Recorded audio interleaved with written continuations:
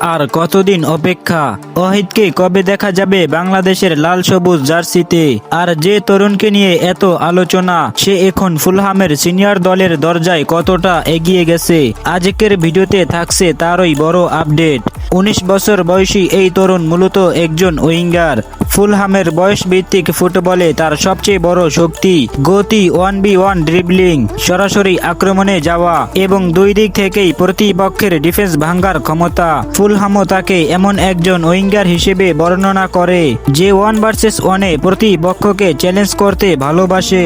আর গত মৌসুমে ওয়াহিদ শুধু সম্ভাবনার কথা বলেননি, PL2-তে 21 ম্যাচে 20 গোল ও 7 অ্যাসিস্ট, অর্থাৎ 17টি গোল কন্ট্রিবিউশন।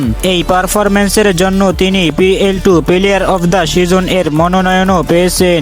এবার আসি বাংলাদেশের সমর্থকদের সবচেয়ে বড় কাঙ্ক্ষিত প্রশ্নে, অভিষেক কবে?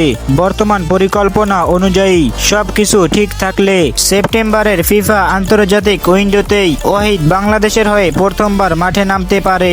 তবে নির্দিষ্ট কোনো ম্যাচে তার অভিষেক এখনো আনুষ্ঠানিকভাবে নিশ্চিত নয়, কিন্তু তার আগেই এসেছে আরো বড় খবর। ফুলহামের সিনিয়র দলের হয়ে তো ওয়াহিদের অভিষেক হয়েই গেছে। নরউইচ সিটির বিপক্ষে প্রি-সিজন ম্যাচে দ্বিতীয়ার্ধে বদলি হিসেবে মাঠে নামেন এই বাংলাদেশি বংশোদ্ভূত তরুণ। অর্থাৎ এখন তিনি শুধু একাডেমির খেলোয়াড় নন, সিনিয়র দলের দরজাটাও তার জন্য খুলে গেছে।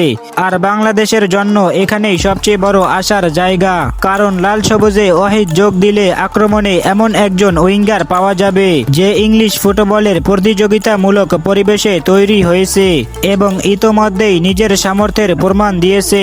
এখন অপেক্ষা শুধু সেই একটি মুহূর্তের, ওয়াহিদ আলী প্রথমবার বাংলাদেশের জার্সি পরে মাঠে নামবেন আর কোটি কোটি বাংলাদেশি সমর্থক দেখবেন ইংল্যান্ডের মতো ফুটবলের কারিগরে বেড়ে ওঠা এই তরুণ লাল সবুজের জার্সি গায়ে মাঠে নামছে।